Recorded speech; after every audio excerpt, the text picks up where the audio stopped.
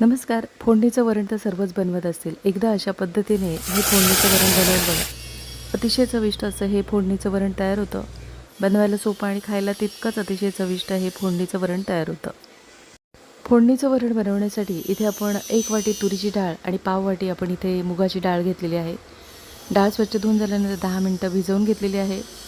डाळ भिजवून झाल्यानंतर 1 टोमॅटो, 1 कांदा आणि 2 ते 3 हिरव्या मिरच्या, 1 चमचा जिरे, पाव चमचा हिंग आणि 1 चमचा आपण इथे तेलाचा वापर केलेला आहे. तेलामुळे डाळ छान मऊ अशी शिजली जाते. सर्व साहित्य डाळीमध्ये व्यवस्थित असं मिक्स करून घेणार आहोत. इथे आपण आता अर्धा चमचा हळदीचा वापर करणार आहोत. हळद व्यवस्थित अशी मिक्स करून घ्यायची आहे. हळद मिक्स करून झाल्यानंतर कुकरला 2 शिट्या करून डाळ छान शिजवून घेणार आहोत. 1 ते 2 शिट्यांमध्ये इथे आपण आता डाळ व्यवस्थित अशी शिजवून घेतलेली आहे. गरम असतानाच अशा पद्धतीने मिक्स करून घ्यायची आहे. म्हणजे डाळ वेगळी होत नाही आणि पाणी वेगळं होत नाही. डाळ इथे आपण आता व्यवस्थित अशी मिक्स करून झालेली आहे. डाळ आपण बाजूला ठेवणार आहोत आणि खलबत्त्यामध्ये एक मसाला तयार करून घेणार आहोत. इथे आपण 7 ते 8 लसूण पाकळ्या, 1 छोटा आल्याचा तुकडा, 2 ते 3 कढीपत्त्याची पानं. इथे आपण आता आलं, लसूण आणि कढीपत्ता खलबत्त्यामध्ये कुटून घेणार आहोत. तर हे मिक्सरमध्ये बारीक न करता खलबत्त्यामध्ये कुटून घ्यायचं म्हणजे वरणाला चव छान येते. नक्की एकदा अशा पद्धतीने हे वरण बनवून बघा आणि कमेंटमध्ये मला नक्कीच सांगा. पातेल्यामध्ये फोडणीपुरतं तेल गरम करून घेणार आहोत. तेल छान गरम झाल्यानंतर अर्धा चमचा मोहरी, घेतलेली मिरची परतून झाल्यानंतर इथे आपण ठेचून घेतलेलं आलं, लसूण आणि कढीपत्ता आहे तो फोडणीला देणार आहोत. गॅसची फ्लेम स्लो ठेवायची आहे आणि स्लो गॅसवर आपण फोडणी खमंग अशी तयार करून घेणार आहोत. 3 कढीपत्त्याची पानं हाताने तोडून टाकायची आहेत म्हणजे वरणाला चव छान येते. फोडणी खमंग तयार करून झाल्यानंतर इथे आपण 1 टोमॅटोचा वापर करणार आहोत.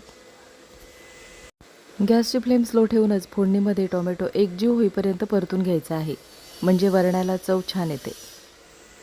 फोडणीमध्ये टोमॅटो परतून झालेला आहे. टोमॅटो परतून झाल्यानंतर डाळ आपण मिक्स करून घेतलेली आहे ती फोडणीला देणार आहोत. इथे आपण आता डाळ फोडणीला दिल्यानंतर पातेलं आहे ते स्वच्छ धुवून घेणार आहोत. वरण तुम्हाला कितपत घट्ट किंवा पातळ हवं आहे त्याप्रमाणे पाण्याचा अंदाज ठेवायचा आहे. तुरीच्या डाळीचं वरण थोडंसं घट्ट होतं त्याच्यामुळे इथे मी थोडंसं पाण्याचा अंदाज जास्त ठेवलेला आहे. तुम्हाला वरण कितपत घट्ट किंवा पातळ हवं आहे त्याप्रमाणे तुम्ही पाण्याचा अंदाज ठेवायचा आहे. पाण्याचा वापर केल्यानंतर वरण आपण एकदा आता ढवळून घेणार आहोत. वरण ढवळून झालेलं आहे. वरण ढवळून झाल्यानंतर इथे आपण आता बारीक चिरलेल्या कोथिंबिरीचा वापर करणार आहोत आणि चवीनुसार मिठाचा वापर करणार आहोत. मीठ आणि कोथिंबिरीचा वापर केल्यानंतर आवडत असल्यास कसुरी मेथीचा वापर करायचा आहे. कसुरी मेथीमुळे ह्या वरणाला चव छान येते. नक्की वापर करून बघा. तर इथे आपण आता मीठ, कोथिंबीर आणि कसुरी मेथी व्यवस्थित अशी वरणामध्ये मिक्स करून घेणार आहोत. कसुरी मेथी नसेल किंवा आवडत नसेल तर तुम्ही नुसत्या कोथिंबिरीचा जरी वापर केला तरीसुद्धा वरण चवीला छान होतं. तर इथे आपण आता वरण एकदा ढवळून घेणार आहोत आणि 2 ते 3 मिनिटासाठी वरणाला छान उकळ येऊ द्यायची आहे. वरण अधूनमधून ढवळून घ्यायचं आहे कारण पातेलं आपण स्टीलचं वापरलेलं आहे त्याच्यामुळे तळाला जाऊन कधीकधी करपण्याची शक्यता असते. गॅसची फ्लेम स्लो ठेवूनच आपल्याला इथे आता 2 ते 3 मिनिटासाठी वरण उकळून घ्यायचं आहे. तर इथे आता वरणाला उकळ आलेली आहे. 2 ते 3 मिनिटं झालेली आहेत. गॅस बंद करायचा आहे. वरून आवडत असल्यास कोथिंबिरीचा वापर करायचा आहे. अतिशय चविष्ट असं हे खमंग फोडणीचं वरण तयार होतं. नक्की एकदा अशा पद्धतीने हे फोडणीचं वरण बनवून बघा आणि कमेंटमध्ये मला नक्कीच सांगा. आजची रेसिपी आवडली असेल आणि चॅनलवर नवीन असला तर चॅनलला सबस्क्राईब करा आणि व्हिडिओ आवडला असेल तर लाईक शेअर करा. पुन्हा भेटू अशाच चमचमीत नवीन रेसिपीमध्ये.